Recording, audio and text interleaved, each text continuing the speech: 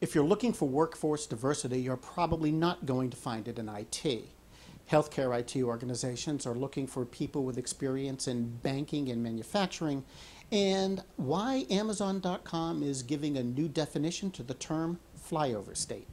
I'm Mark Pfeffer, and this is the DICE News Update for Tuesday, August 9th, 2011.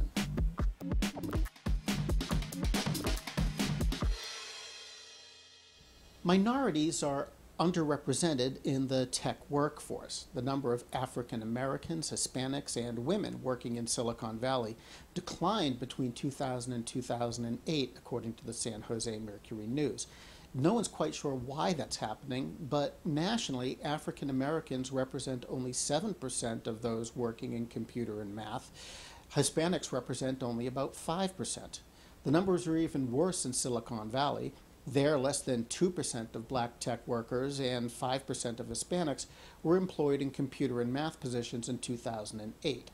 Women are in a similar position, both in Silicon Valley and across the country. Another finding, these same groups are making less than their counterparts.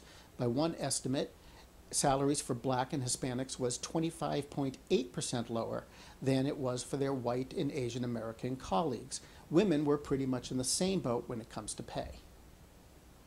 Healthcare is leading the market in IT jobs creation. Considering all the federal money pouring in and regulatory guidelines that call for more technology solutions, that's not really a surprise. The Bureau of Labor Statistics says IT jobs in healthcare are expected to grow by 20% annually between now and 2018, and it says that's a much faster rate than the average. Now, we've heard some reports that say healthcare companies prefer people who've got experience already in the business.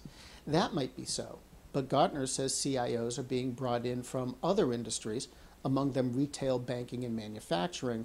These are sectors where lessons have been learned that can be applied to healthcare IT. For example, consider that healthcare has traditionally been slow to fully embrace IT. Similar things have happened in other sectors. Business travel isn't really all that much fun, especially if you're one of the people that hit the road regularly. So let's take a moment to appreciate the efforts of our friends at Amazon.com.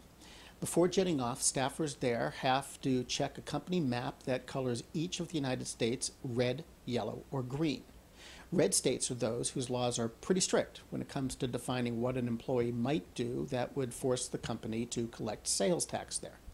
So, you wouldn't conduct any product promotions while you're in California, for example.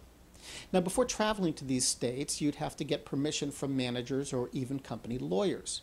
Amazon, you may know, has been in the forefront of battles to avoid collecting state sales taxes in locations where it doesn't have a physical store or some kind of sales operation.